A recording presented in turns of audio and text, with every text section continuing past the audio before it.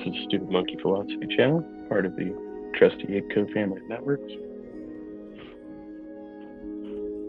Today I'll be reading a bit from Work in Progress of mine.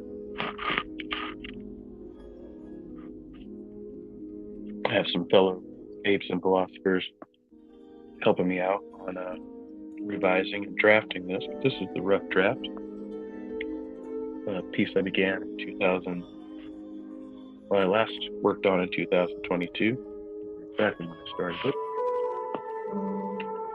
On the exigency for reforming the foundations of philosophy, in terms of principles, particulars, and terminology. Philosophy. Begin with a quote: "War is peace, freedom is slavery, ignorance is strength." George Orwell, 1984. Introduction. 1984 is thought by many to be the most masterful work of political fiction ever written, illustrating a nightmarish dystopian future in which the world's most powerful nations have united into three massive totalitarian superstates: Oceania, Eurasia, and East Asia. It is often cited as a prophetic warning about the dangers of communism and authoritarian leadership in government, as well as the perils of regulating speech, expression, and publication in a free society. In the quote cited above, from 2 Minutes 8, you may observe two logical contradictions. These three lines are the slogan of the National Political Party of Oceania, the fictitious superstate in which the story takes place. In 1984, all media has been monopolized by the party and consists entirely of rhetoric and propaganda supporting and adherent to the party's agendas. The viewing of this media is compulsory and nearly unavoidable, and monitoring devices are placed in every television to gauge the attendance and enthusiasm of every citizen. To many, it's generally similar to our present-day reality: widespread usage of smart devices, GPS tracking, public surveillance, and for-profit media conglomerates becoming mainstays of our technology-driven societies.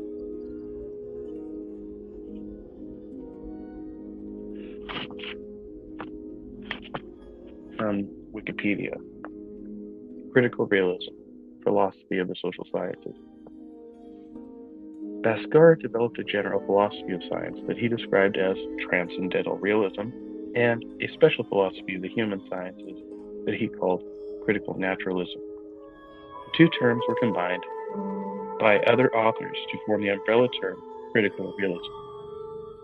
Transcendental realism attempts to establish that in order for scientific investigation to take place, the object of that investigation must have real, manipulable, internal mechanisms that can be actualized to produce particular outcomes.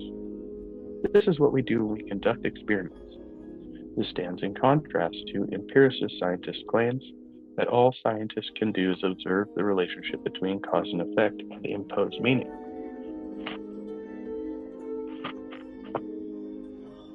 Whilst empiricism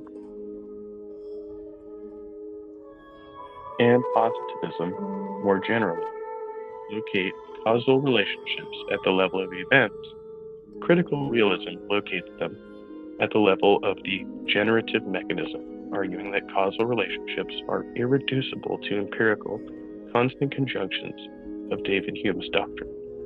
In other words, a constant conjunctive relationship between events is neither sufficient nor even necessary to establish a causal relationship. The implication of this is that science should be understood as an ongoing process in which scientists improve the concepts they use to understand the mechanisms that they study. It should not, in contrast to the claim of empiricists, be about the identification of a coincidence between a postulated independent variable and dependent variable.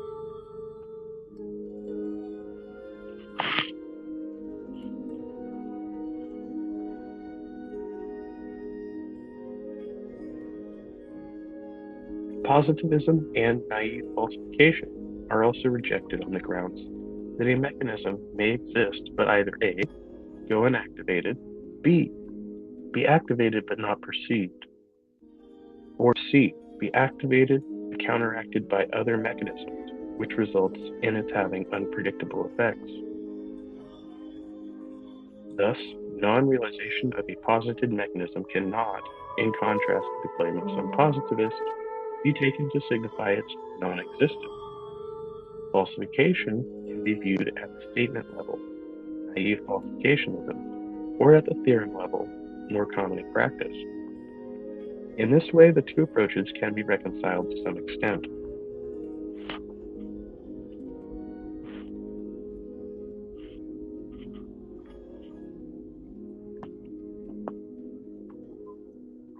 Critical naturalism argues that the transcendental realist model of society is equally applicable to both the physical and the human worlds. However, it argues, when we study the human world, we are studying something fundamentally different from the physical world and must therefore adapt our strategy to studying it. Critical naturalism therefore prescribes social scientific methods which seek to identify the mechanisms producing social events, but with the recognition that these are in a much greater state of flux than those of the physical world, as human structures change much more readily than those of, say, a leaf. In particular, we must understand that human agency is made possible by social structures that themselves require the reproduction of certain actions or preconditions.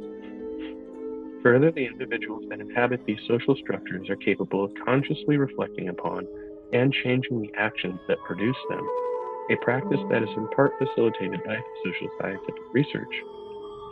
Critical realism has become an influential movement in British sociology and social science, in general as a reaction to and reconciliation of postmodern critiques.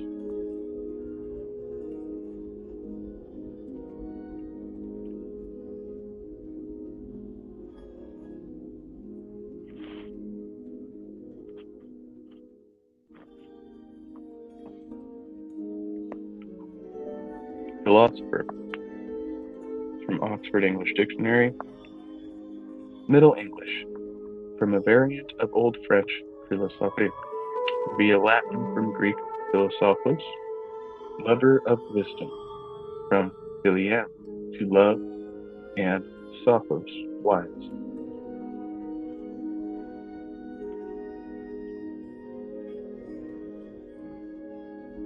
Abstract.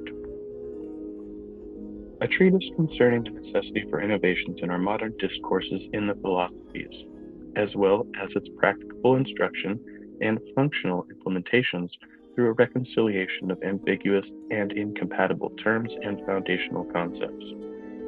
Whether they be embraced unanimously or by general consensus, which would ultimately produce a more concise and comprehensible structural framework. This I will herein posit as being both necessary and timely, justifications for which I intend to enumerate, correlate, and authenticate throughout the course of this work, its primary function being both to define and dispel incongruencies mixed by analytical and comparative methodologies, as well as semantic and pragmatic considerations, coacting as a means by which to recognize those things in conflict or dispute, and to redefine, reclassify, and categorize them in accordance with the stated function and objective of the work. In closing, I will outline a number of suggestions, potential scenarios, and resolutions before issuing a final recapitulation and statement of conclusion. Philien Sophia, lover of wisdom. Section 1. Define and dispel.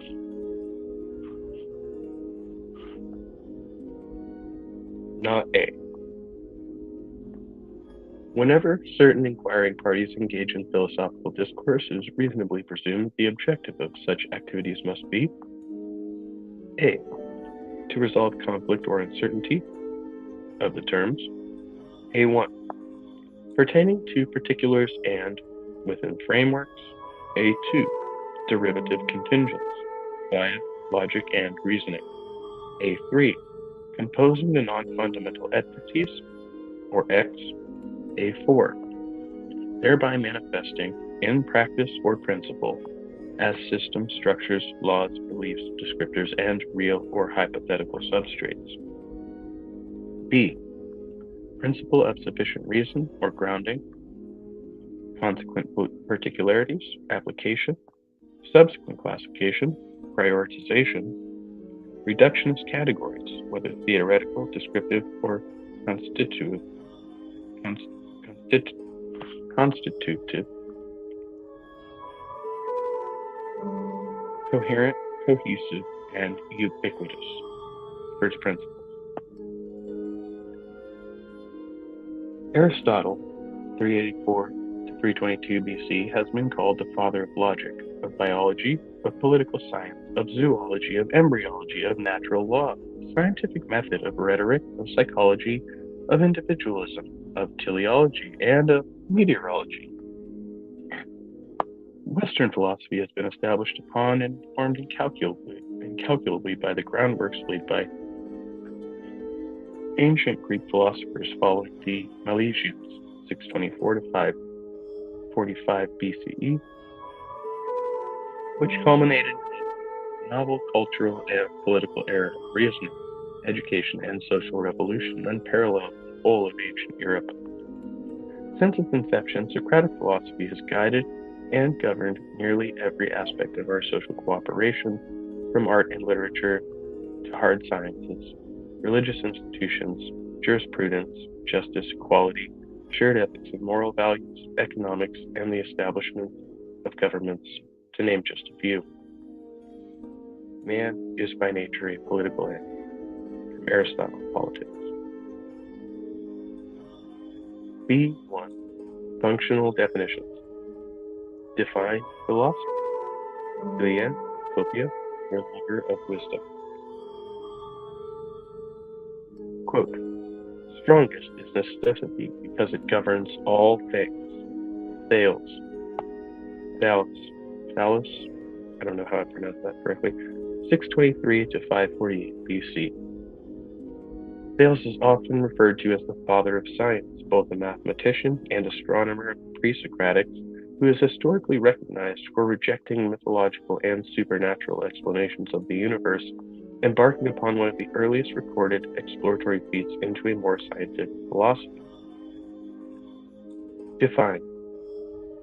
Contradiction in terms. A statement or group of words associating objects or ideas that are incompatible. Example, true fiction is a contradiction in terms. The word metaphysics appears to have been coined by the editor who assembled various selections of works by Aristotle into the treatise known as Metaphysics. Aristotle called it first philosophy, and distinguished it from mathematics and natural science, or physics, as the contemplative philosophy, which is theological and studies the divine. Define. Example 1. Traditionally, metaphysics is defined as the most general study of reality concerning the actual and possible essences and potentialities, identities, and priority relations. Science, on the other hand, is qualified as the study of the natural or physical or actual world. Example 2. Metaphysics goes side by side with science. While science deals with specific situations, metaphysics deals with general matters. In other words, while a scientist talks about nature laws, a metaphysicist will study what are the characteristics that make a statement qualify as a law. From Metaphysics, 1026, A16. Quote, if there were no other independent things besides the composite natural ones, the study of nature would be the primary kind of knowledge. But if there is some motionless independent thing, the knowledge of this precedes it and is first philosophy. And it is universal in just this way because it is first. And it belongs to this sort of philosophy to study being as both what is and what belongs to it just by virtue of being. End quote.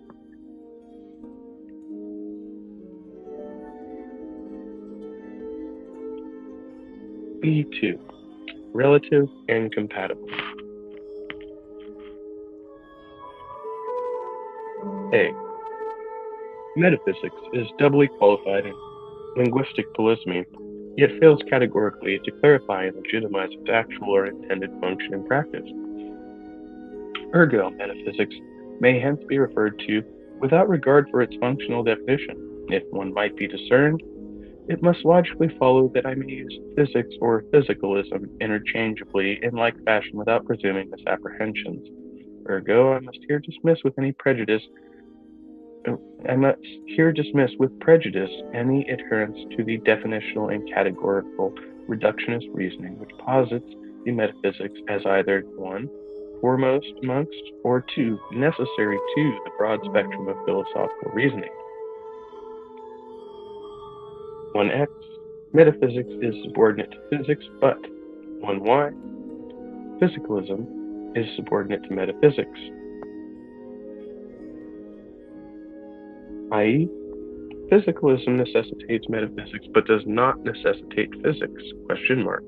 Have the functions changed? If particle physics is demonstrative of the particulars of physical matter, what would metaphysics purport to demonstrate? Space?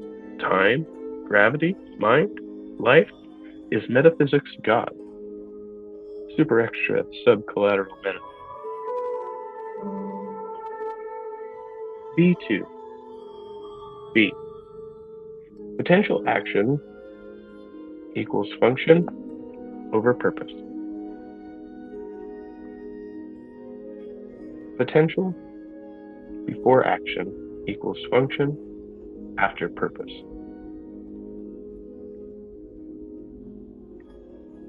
1. Define. Argument from authority, in which the opinion of an authority on a topic is used as evidence. Define. Special pleading. Ignores unfavorable aspects to their point of view and appeals to give special treatment. What are nature laws? What qualifies a metaphysicist to adjudicate law? What are the means and methods by which metaphysicians conduct their studies? Are these methods scientific? In other words, verifiable, demonstrable, repeatable, peer-reviewed? Aristotelian logic is commonplace in modern thought discourse.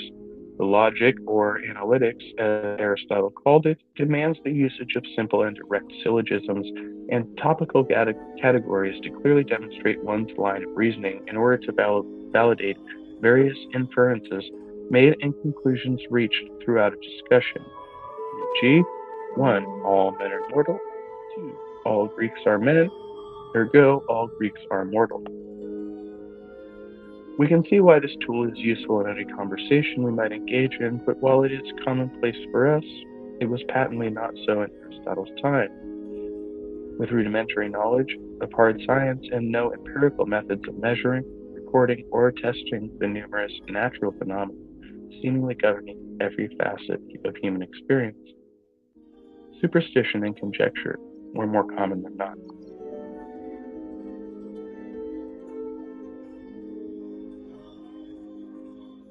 All right, well, I think we'll leave it off there.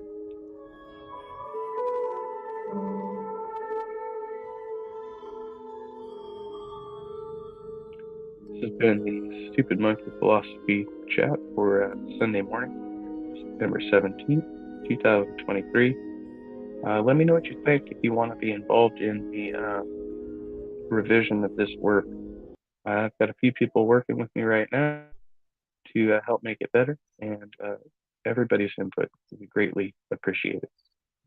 So, yeah, you know the drill. Like, comment, subscribe, and all that jazz, and we'll see you next time.